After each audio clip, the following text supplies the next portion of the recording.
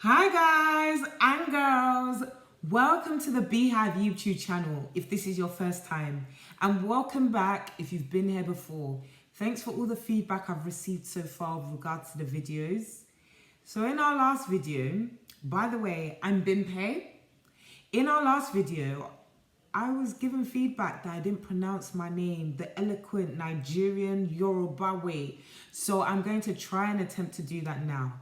So I'm being. I hope that does the job. But yeah, I'm Bimpe. That's how I pronounce my name. So in our last video, we covered vision boards. I hope you created your vision boards. I used MIRO to do mine, and I said you could share yours in the same link. The link's in the last video in the description. And I could hold you accountable. We could hold each other accountable and make sure that our visions actually come into fruition and manifestation. That rhymes. Okay, anyway, so yeah, I hope you've got somebody who's holding you accountable and who you're holding accountable for vision boards. So today we're going to cover SWOT analysis, what I call positive gossip. I'm excited. Yeah. Okay, I need to calm down, but that's what we're going to cover today.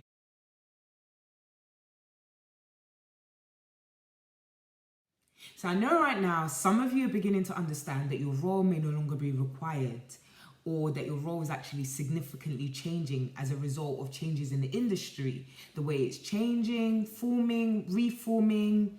Or maybe you're a business owner and you're beginning to understand that your service or your product is no longer required, or it's no longer required in the way you were delivering it before. So you're trying to understand how you can rebrand yourself and kind of like maneuver through the current crisis, possibly.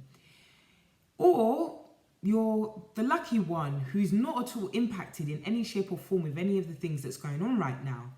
Then what you probably want to do is make sure you're ahead of the curve and you do what I call positive gossip, a SWOT analysis, to understand your strengths, your weaknesses, opportunities and threats, and how you can like move forward being great in what you do. So that's why today we are once again going to mind our own business, or Bee-Hive, and conduct a SWOT analysis, okay? What I call positive gossip. Like, I love a good old chinwag, especially one that involves development. That is definitely my sort of thing. So I am excited, okay? Okay, I need to calm down. Right. So what is a SWOT analysis? Okay, so a SWOT or SWOT analysis. SWOT is actually an acronym for strengths, weaknesses, opportunities, and threats. And a SWOT analysis gets you assessing either your business or yourself against those four things that I've just mentioned. It gets you to think about your past, your present, and your future. By thinking about your strengths and weaknesses, you're thinking about your current situation, and then thinking about threats and opportunities, you're kind of thinking forward, like what opportunities might come in the future, and the same with threats. So there are many formats to a SWOT analysis, but the one we're going to kind of like follow, and the truest form of a SWOT analysis is one with 4 quadrants. You've got the strengths at the top.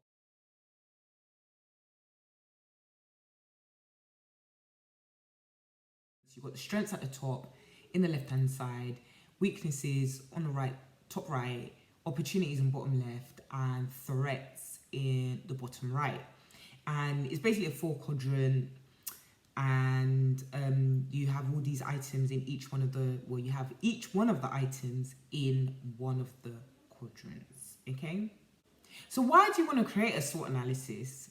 Well, really, it gets you to kind of pause, reflect, and then that will help you to plan forward, okay? So what better time to do it than now? Like, now.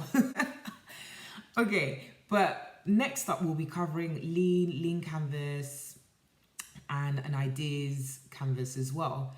So that will help you to look forward into what you want to work on next, projects and initiatives, ideas and so on. So exploring who you are or what your business is right now will definitely help you with our next video. Okay, so lastly, it helps you to reduce the likelihood of any failures. You think about your threats before they happen, any possible threats ahead of time. Okay, that can only be good for you. Come on now. So if you think about those things ahead, you look at opportunities, you can tap into those opportunities that you might not have considered had you not paused and reflected in this time where everyone thinks there's a crisis. So there is actually a biblical reason as why you want to conduct a SWOT analysis, or pause, reflect, and kind of like do some kind of list as to your strengths and your weaknesses, basically who you are and how you can take advantage of opportunities. Okay, I can't remember the Bible verse, so I'm gonna have to read it out to you. I'm probably going to have to do this each and every time, but that's only fine, surely. Come on now. So it says in Proverbs 18 verse 15 to 16. Proverbs 18 verse 15 to 16. Get your Bible out. Come on, girl. Come on, boy. So the heart of the prudent acquires knowledge, and the ear of the wise seeks knowledge. A man's gifts makes room for him and brings him before great men.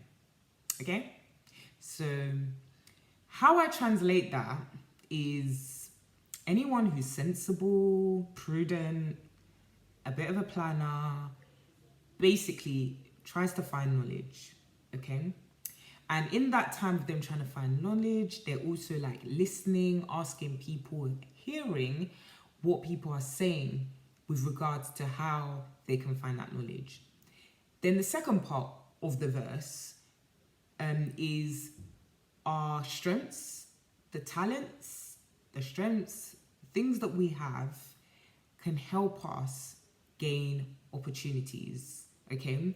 And it means we can also get connected with people in great places, which is what it's translated as great men, what's stated in the Bible as great men. So that's your biblical reason as to why you want to pause and reflect and conduct a SWOT analysis. Okay? Oh, okay. Sorry, rewind. I wanted to mention that in the last part of that verse, it actually kind of reminds me, or I interpret it to be like a network of great people. So we'll talk about networking and using, you know, strategic connects to help us get ahead and create opportunities for ourselves. So that last part of the verse, I think, definitely kind of highlights networking, connecting with people. We'll get onto that shortly. So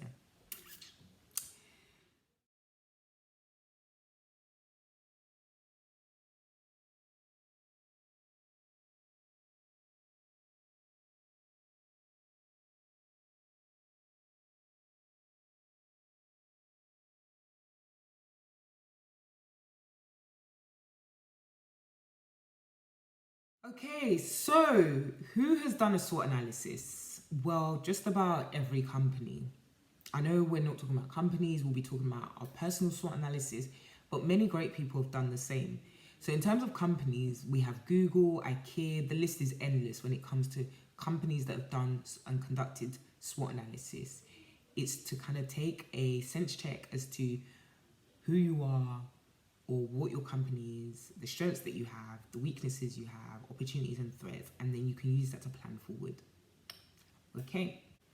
So how do you create a SWOT analysis? Well, according to the creators back in 1960, there are 4 of them. So I'm just going to read out their names for you so I don't get it wrong. So we have Edmund Learned, Roland Christensen, Kenneth Andrews, William Guth. Back in 1960, by the way, all of them, if you're interested, were professors at Harvard University. That is one of the best universities in the world. They went there, they were professors, and they were actually known as corporate fathers or corporate, they were specialists in business corporate strategy. and they were known as the fathers of business corporate strategy. So yeah, they were basically known for that because they did a great job in that space. And after that, in 1982, someone called Heinz kind of revised it, kind of touched it up, made it look a bit fancy. And what did he do? He made it so that it was in 4 quadrants and it was a 2x2. So what we have now, and what's the most popular form of the SWOT analysis, is the one that Heinz revised, which is strengths and weaknesses along the top, while opportunities and threats along the bottom. So as I said, we're going to try and conduct a SWOT analysis for ourselves as an individual, our personal SWOT analysis. You can do one for business. I'd suggest you do a quick Google search to understand how you do that. It's very similar, but the questions you'll be asking, or that I'll be asking you to answer, will be slightly different to what you'd ask for your business or the company that you work for. So if it's not clear why I've called this SWOT analysis positive gossip, then I'll make it very clear for you now. So the reason why I call it positive gossip, I bet you've been wondering. To be honest, I love a good old chin wag, especially, like I said, when it involves development. That is definitely my sort of thing. But the reason why is because I kind of expect you to kind of get on the phone and have a chin wag. Ask people what they think of you. What are your strengths? What are your weaknesses? Get those feedback and chat to people. Don't chat about other people. Mind your own business, girl. Okay. I need to stop. Anyway, so yeah, you want to do a 360 feedback. Get the perspective of everyone around you. That's people on your level, people above you, as in senior to you, and even those that you manage or that you lead. Get feedback from everyone. It can only be beneficial to you.